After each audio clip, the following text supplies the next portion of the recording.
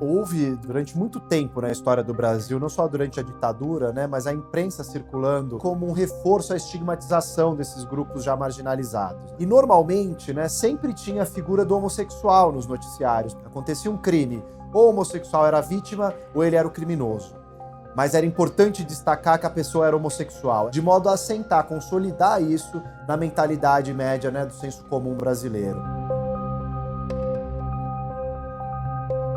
Não se tinha referências. Os gays que apareciam na televisão, os carnavalescos, como era o Clóvis Bornai, era uma imagem que a maioria, ou grande parte dos gays, não queria ser. Os gays diziam, eu sou gay, mas eu não sou aquilo. É esse o papel que eu tenho que fazer? Eu não quero ser isso.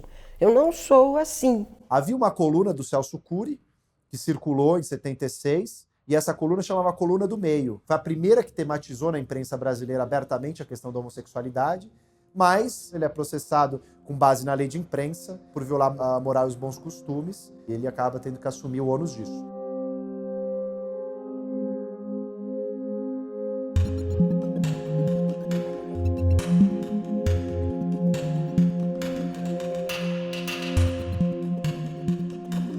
Nosso propósito era um jornal de homossexuais que abordasse temas caros à comunidade homossexual, o que incluía não apenas temas diretamente homossexuais. Nós vivíamos nesse momento uma disputa muito violenta com os grupos de esquerda que não acreditavam senão na luta do proletariado, que era chamada a luta maior, em busca de uma sociedade socialista. O jornal visava trabalhar todos esses temas que eram chamados lutas menores. A nós nos interessava não que houvesse primeiro a luta do proletariado, mas que fossem todas as lutas juntas. E nós pensávamos a coisa, inclusive de um ponto de vista linguístico, que eu acho que era uma coisa muito sofisticada para o período, ou seja, nós resgatamos a linguagem do gueto. Então a gente não tinha nenhum receio em falar viado, bicha, baitola, sapata. Nós resgatamos essas palavras consideradas terrivelmente duras e preconceituosas para desmistificar e transformar essas palavras em partes do nosso linguajar. Então era um resgate de uma cultura já, e uma cultura que existia, o Brasil teimava em negar.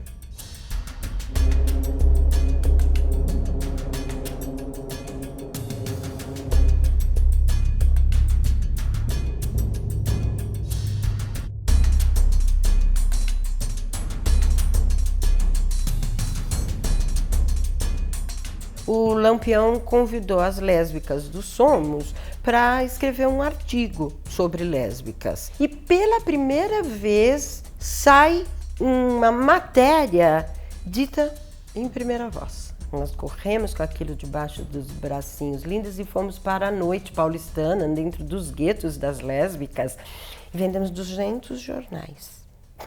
O Lampião acaba, num determinado momento, a gente não conseguiu espaço lá dentro, a gente achou que todos os meses ia ter coisas de lésbicas publicada e tal, mas não tinha. E aí a gente pensava muito em ter um veículo que a gente pudesse escrever. No terceiro Congresso da Mulher Paulista, a gente fez uma folhinha assim, só que era o número 0 do jornal chamado Xana com Xana. Nós só conseguimos lançar o número 1 mesmo do jornal Xana com Xana mais pra frente. E em janeiro de 82 saímos vendendo Xana com Xana nos guetos lésbicos. Não tinha tecnologia que se tem hoje. Coitado, era muito feinho o nosso boletim. Mas ali a gente passava o recadinho das coisas.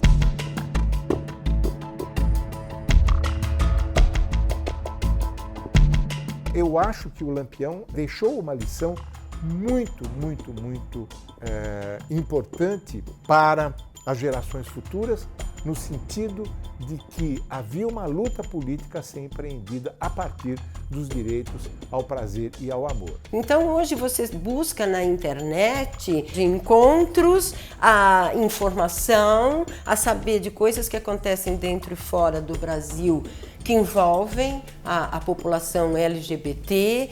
Você tem a visibilidade hoje e reconhecimento das travestis e transexuais com direito a tirar documentos, título de eleitor, a ser respeitado, a ser chamado pelo nome social. Hoje nós temos muitos espaços conquistados, muito aonde se ir, muito que caminhar nas ruas com milhares e milhões de pessoas, né? Para mim esse é o resultado. Obrigada, Lampião.